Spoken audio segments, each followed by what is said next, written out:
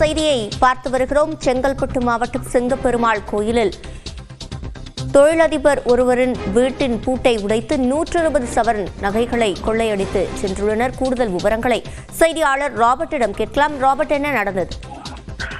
கண்டிப்பா சிவரஞ்சனி, செங்கல்பட்டு அடுத்த சிங்கப்பெருமாள் கோயில் பகுதியில பாரதியார் தெருவில் வசிப்பவர் ரித்தீஷ். இவர் திமுக பிரமுகரும் தொழிலதிபரும் ஆவார். இவரிடம் சுமார் ஒரு 500க்கும் மேற்பட்ட பேருந்துகள் வைத்து தொழில் செய்து வருகிறார். தனியார் பேருந்துகளை வைத்து தொழிற்சாலைகளுக்கு அனுப்பி தொழில் செய்து வருகிறார். இந்த நிலையில அவருடைய வீட்டில் பூர்வீக குடியிருப்பில் அவருடைய தாயார் தந்தை அவ்வப்போது வந்து செல்வார்கள். அந்த வீட்டில் தான் சுமார் அவர் வைத்திருந்த 120 சவர நகை மற்றும் 5 கிலோ வெள்ளி, 6 லட்சம் ரூபாய் பணம் வைத்திருந்தார். இதனை நோட்டமிட்ட கொள்ளையர்கள் அவரது தாயாரும் தந்தையும் இல்லாத நேரத்தில் உறவினர்கள் திருமணத்திற்காக வெளியூர் சென்றிருந்தனர். அந்த நேரத்தில் கொள்ளையர்கள் வீட்டின் முன்பக்க கதவை உடைத்து உள்ளே புகுந்து பீரோவில் வைக்கப்பட்டிருந்த 120 சவர நகை மற்றும் 6 லட்சம் ரூபாய் பணத்தை மட்டும் கொள்ளையடித்துள்ளனர்.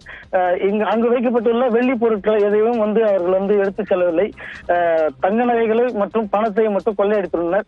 இது குறித்து மரமலை நகர் போலீசார் தற்போது தனிப்படைகளை அமைத்து ஆய்வு மேற்கொண்டு வரும் நிலையில் தாம்பரம் துணை ஆணையர் பவன்குமார் ரெட்டி தற்போது நேரில் விசாரணை மேற்கொண்டு வருகிறார். இதனால் இந்த சிங்கப்பெருமாள் கோயில் பகுதியில் மிக பரபரப்பாக காணப்படுகிறது. சிவரஞ்சனி, விவரங்களை வழங்கியமைக்கு நன்றி ராபர்ட்.